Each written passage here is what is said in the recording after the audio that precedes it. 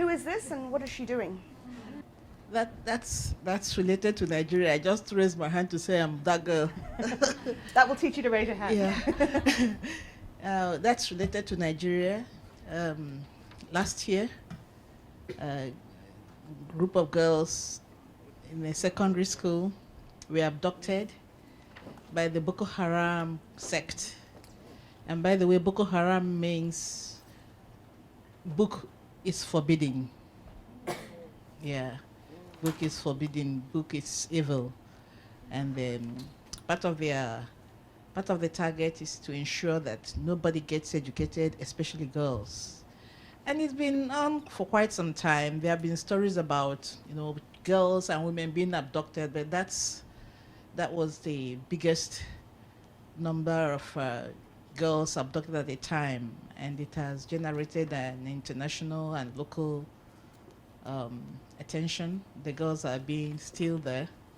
As a matter of fact, the president of the country yesterday, in a speech, said the girls are still alive. Mm-hmm. We hope they are. And why have you not attacked the stronghold of the Boko Haram? He said he was afraid that they might use the girls as a human shield. Mm. And actually, that's why I found my way in this hall, because the context where we do our work is a place where, education is under attack, seriously under attack, and not just in the northern parts. Mm-hmm. Sometimes these things creep up until it happens on a big scale, on a large scale, like the 200 girls. So I want to learn. Thank you. Well, I have a lot to learn from you. So the Bring Back Our Girls was, as you probably all know, was a campaign that started in Nigeria, I believe, and it was to bring attention to this fact that this had happened, and to try and bring the girls back, which has not happened yet. So does anyone want to talk about the young girl?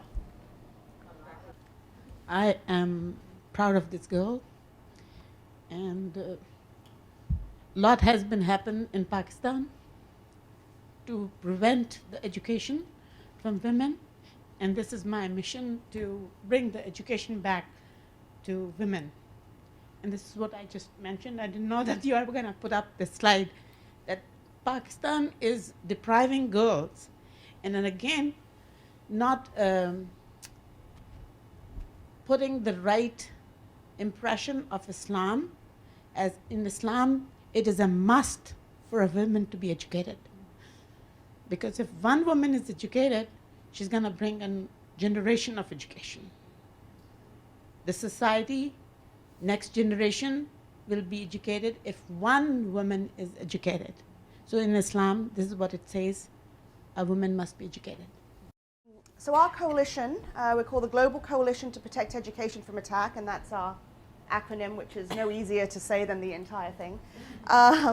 We are a coalition of organizations from the fields of human rights and international humanitarian law, education in emergencies, child protection, higher education, who all came together in 2010 because they were dealing with this issue of schools and universities, their students and their staff, teachers, professors, being targeted for attack in armed conflict. So we're not talking about situations where schools or teachers are caught in the crossfire or they're collateral damage, but where they're deliberately targeted for attack because of their connection to education in some way. So these are the organizations that are part of us, our steering committee. We have many other organizations that are part of the larger coalition. And we're unique in the sense that we have 3 UN organizations, UNICEF, who's I'm so delighted to meet you today, and UNHCR, which is a refugee organization, and UNESCO, which works on education, scientific and cultural issues. And then we also have NGOs, some large ones that you're probably familiar with, Human Rights Watch and Save the Children, and also some higher education organizations. The Institute for International Education is responsible for the Fulbright scholarships, as you probably know, and does all sorts of work on bringing scholars who are at risk in other countries to America and to other countries as well, I think, for safety reasons. So unique also in the sense that we really bridge this spectrum of preschool all the way up to tertiary education. And you know probably better than I do that often in the field there's this real divide between basic, primary, secondary education and tertiary education. So we recognize that you're not going to have teachers for these children unless you have a strong, robust higher education system. And so we try to look at the entire spectrum. So what are we doing to protect education from attack? We have 4 main initiatives that we work on. One looks at higher education, and we have a set of principles that states have already agreed to but are not really focusing on or have sort of forgotten about their responsibility to ensure that universities and staff at universities are safe. So we have an initiative that works on that and is trying to get a Human Rights Commission Council resolution in Geneva talking about these principles. But we also integrate higher education into the 3 other areas that we work on, and I'm going to talk about those 3 areas in more detail today. One is strengthening monitoring and reporting of education, attacks on education. The second is promoting effective programs and policies to protect education from attack. And the third is to encourage adherence to international law that protects education and to strengthen norms and standards that exist that protect education from attack. So I'm going to start with the first, which is strengthening monitoring and reporting of attacks on education. The primary way that we've done this is by producing this report, and I've handed out a summary of the report because the report's about this thick and I couldn't possibly carry them all here. What this report has done is looked at media sources, reports from human rights organizations, as well as reports from the UN, and interviews in the field with people working on attacks on education. And this is actually a photo of a school in Syria that has obviously been bombed or attacked in some way. So what we found in our report was that in between the period of 2009 to 2013, schools, teachers and students had been targeted deliberately for attack in 70 countries around the world. And in 30 of them, there had been a recurrent pattern of attacks on education. And these are the 30 countries. This is more than has ever been reported before, by the way. We don't actually know whether that's due to better monitoring and reporting or better research methodology, but we do know that this is more than we have that anyone has documented in the past. So the countries that are in dark red there are the ones that were most heavily impacted, and they are Afghanistan, Colombia, Pakistan, Somalia, Sudan, and Syria, where there were more than 1,000 incidents of attacks on military use of schools, or over 1,000 students or educators who were victims of attack between 2009 and 2012. And we found that the causes of these attacks were varied and often overlapping. And this is, of course, of great significance because we need to know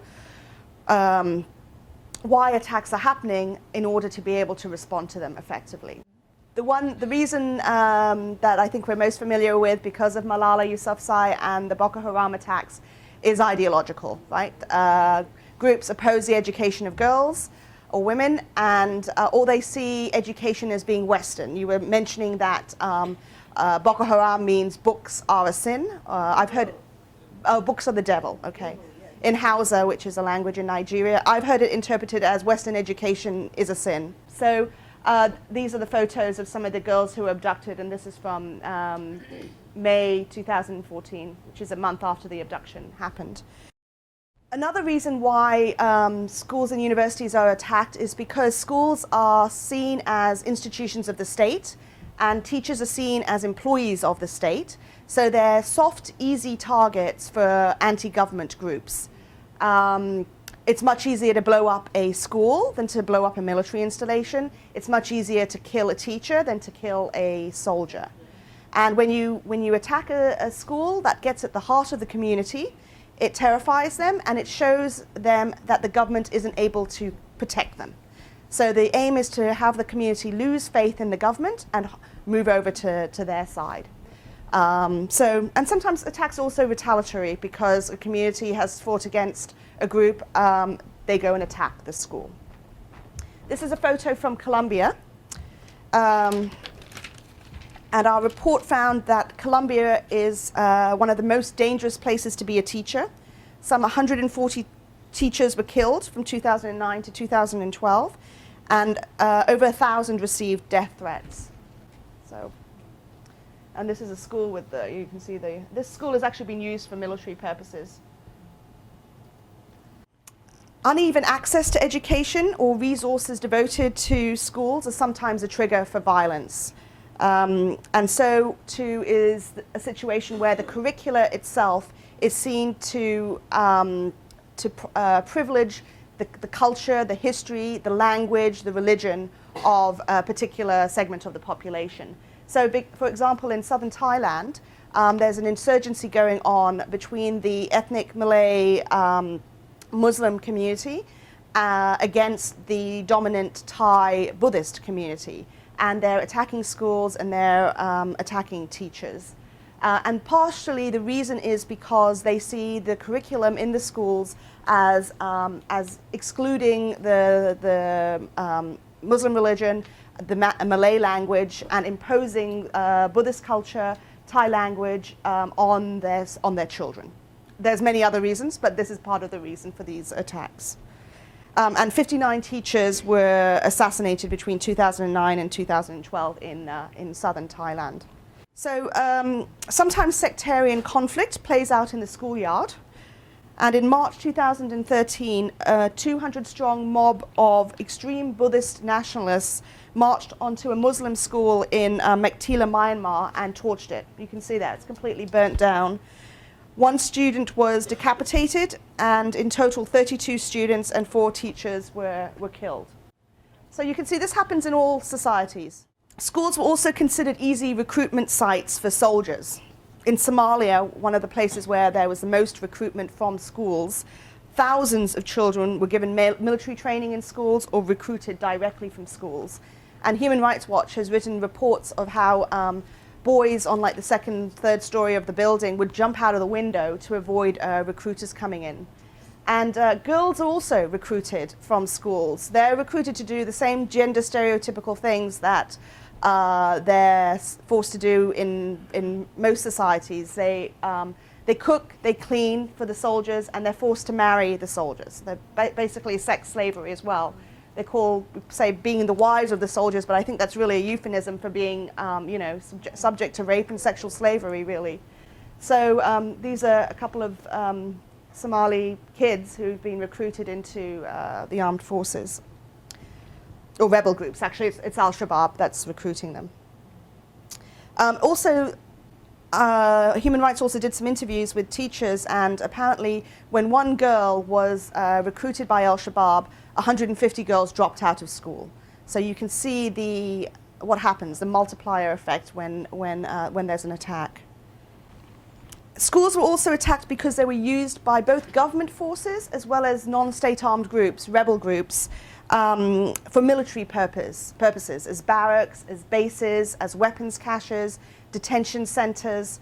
And here's a map of where this was happening from our report. Of the 30 countries where there were recurrent attacks on education, 24 of them also had military use of schools, which is the majority. So in the majority of conflicts around the world, there is this military use of schools. And the problem, of course, is that once military use happens within a school, it can be converted under international humanitarian law from a civilian building, a civilian object, to a military target. When it then becomes legitimate to attack that school because now it's serving a military purpose. So this, of course, puts the lives of the students and the teachers in those schools at significant risk. So sometimes schools are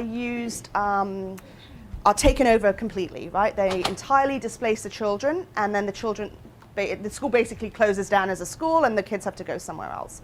And in some ways, that's better. Okay, so then the kids are out of the school.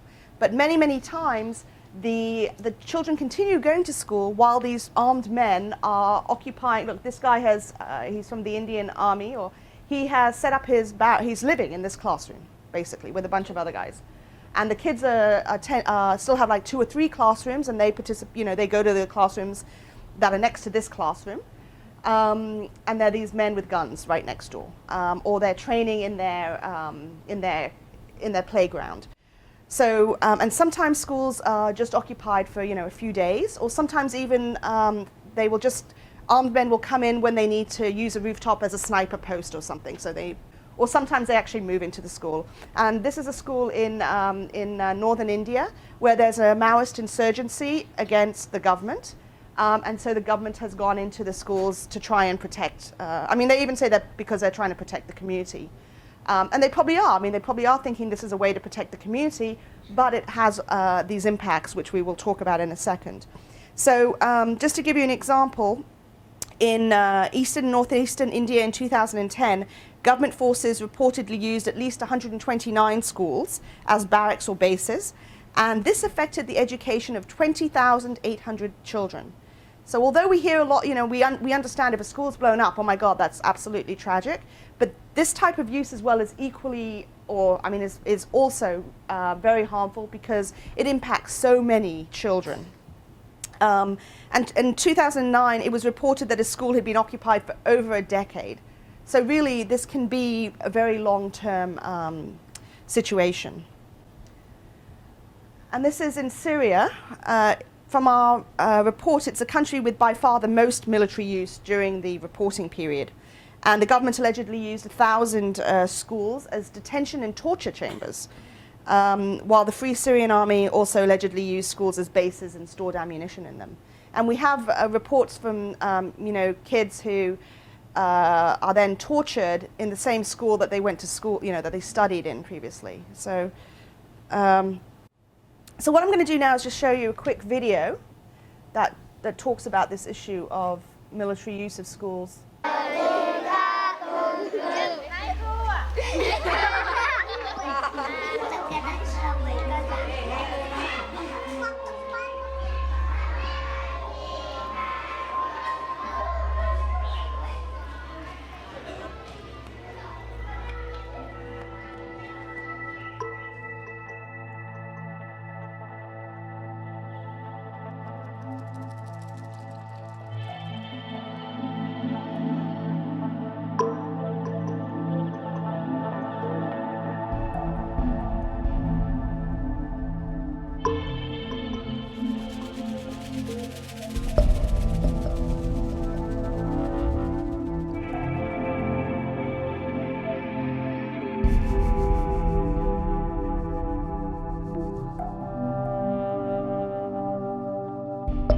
This is the math class, and now this is not a class, this is a bunker.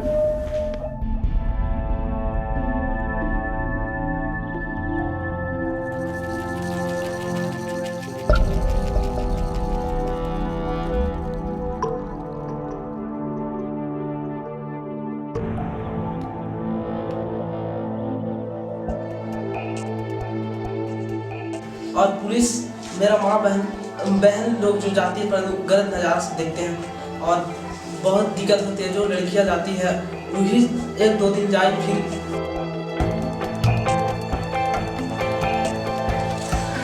ये जो है ये यहाँ police picket होने के चलते यहाँ कुछ दिन के लिए पुलिस ठहर गई थी, इसके चलते जो है यहाँ उड़ा दिया गया।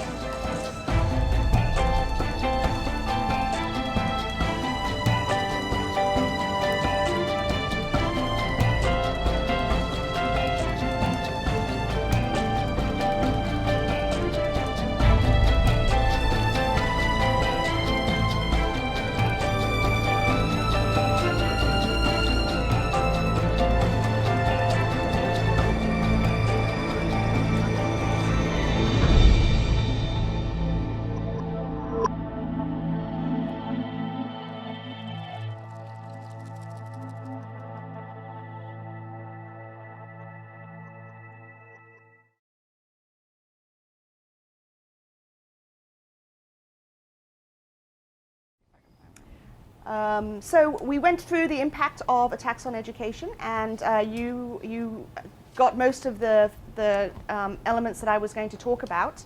What you haven't raised is the last element, which is significant financial cost, right? And according to the education cluster, the UN education cluster, in January, fighters were occupying this is South Sudan. In South Sudan, fighters were occupying 38 schools and interrupting the education of tens of thousands of children. And in 2011, the cluster had estimated that to rehabilitate a school that had been used for military purposes in South Sudan cost $67,000 per school. So, and it's now much more expensive because you have to fly in all the materials to the areas where these schools are, where the conflict's happening. And so you can imagine in a country where there's so few resources to even begin with, to have those costs. And then when you consider that the international community is spending millions of dollars to build schools, then they're being destroyed or they're being used by the military. It's just, it's a colossal waste of money. So if the other arguments don't work, we hope that at least the financial argument will work for people to take action against this. So that's our first initiative, strengthening monitoring and reporting of attacks on schools and universities. And we're going to do another report which we're going to release in 2017, which will look at the attacks from 2013 to 16. So now I'm going to talk about our second initiative, which is promoting effective programs and policies to protect education from attack, including prevention and response. And in countries where these attacks take place, the ministries of education, the NGOs, UNICEF and other UN agencies, as well as the communities themselves, are implementing all sorts of measures to protect education. They can't just wait while we sit back and decide what needs to be done. And some of these, and I'm going to talk a little bit about the different types of measures that are employed. So first of all, what's very common is physical security measures. So they're building big walls around schools, they're hiring armed guards, they're even arming teachers in some places. And these measures, of course, can have some unintended consequences. In Thailand, for example, they have the government hired security forces to accompany teachers to and from school because the teachers were being attacked. What ended up happening is the soldiers or the armed groups then attacked the guards, the escorts, because they were government people, so this was a great way of getting at the government, and so this put the teachers in even further risk. And so we have to think about that, right? And then here's a situation in Thailand as well. There's the guard, and look what the little boy's doing. So by militarizing a school, you're militarizing the children at it. And I'm not diminishing the difficult decisions that have to be made. I fully understand why a school would want to become more physically secure, but these are the things that need to be considered. In some places, community members and government officials have been working in directly negotiating with armed groups. And in Nepal, for example, as part of the Schools as Zones of Peace program, school management committees, which are comprised of teachers and community leaders and parents, they came together and they actually negotiated with armed groups to sign codes of conduct. And these codes of conduct are very interesting, and I should actually let you speak about this. They talked about what's prohibited in the school and what's allowed. And they included things like no drinking of alcoholic beverages on the school property, no hitting of children, no teachers shouldn't be hitting their children. And they included things like armed groups should not enter the school, right? And they've replicated this program also in the Philippines. And actually it's been quite successful because the signatories actually abided by what they committed to do in those codes of conduct. So it made the school safer, but it also improved school governance because now these parents and teachers and communities, they work together to have these rules and these codes. And some of it improved their own behavior, right? They diminished the amount they were hitting children, for example. So But of course, negotiating directly with an armed group, this is not an easy thing to do and has a whole slew of risks associated with that too.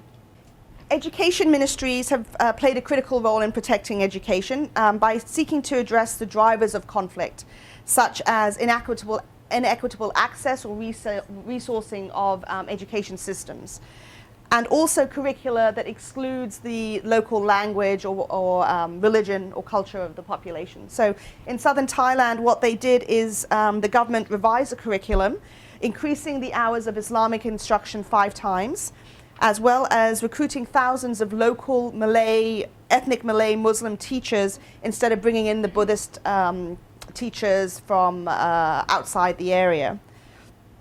And they incorporated the teaching of the Malay language into the school day. You can see that's what's happening there.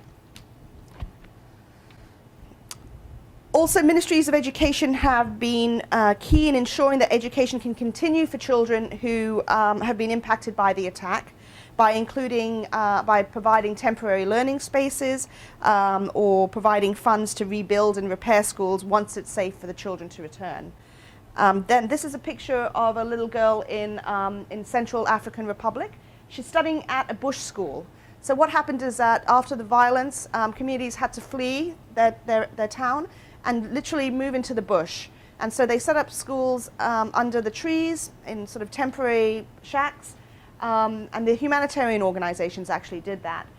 And then afterwards, the ministry came in and they said, okay, we'll recognize this education so that you can move on to the next stage of education in the formal schooling system when you return to your communities. And as I'm sure many of you know this already, a really big problem for people who are suffering displacement, whether it's because of attacks or for other reasons, is that the schools that they're in are not accredited and are not recognized by the formal school system, so they can't continue their education when the peace resumes. So this is really an important kind of step that's been taken.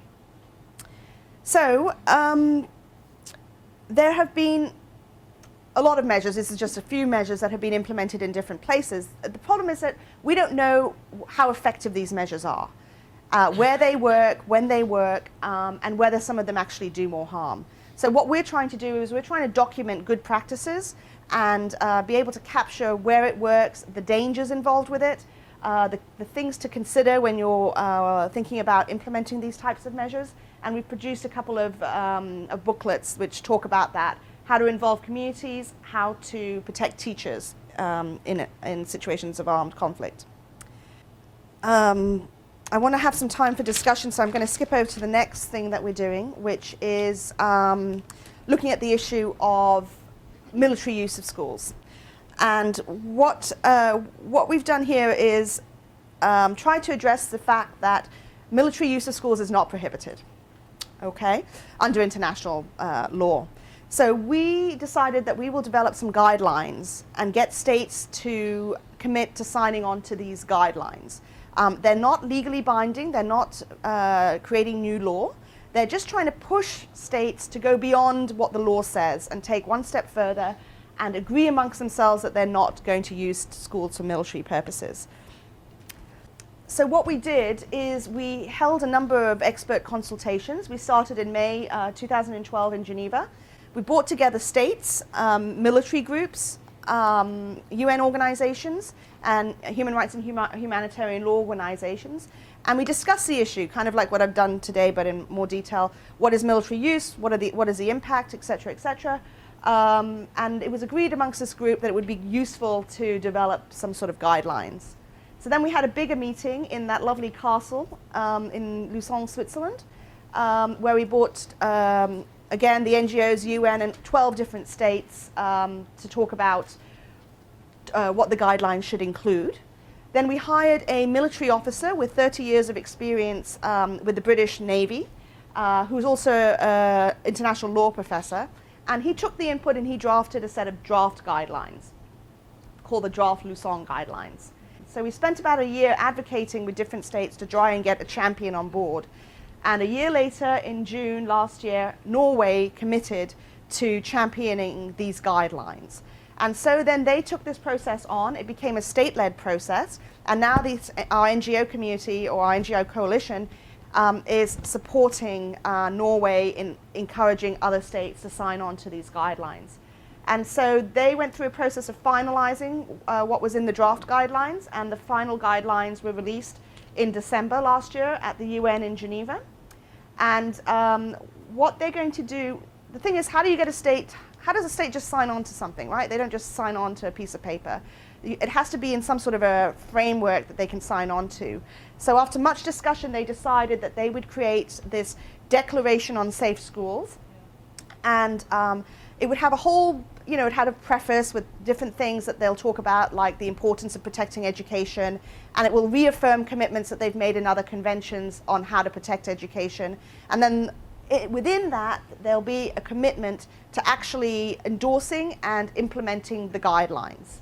And so this big meeting where the states will come together to do that is planned for June 1st in Oslo. And that's when they'll sign this declaration and when they'll commit to implementing the guidelines. And then at that point, we will support them in actually implementing it. What does that mean? And the idea is that they will take their military rules of engagement, military manuals, training documents, and they'll incorporate these guidelines into those materials.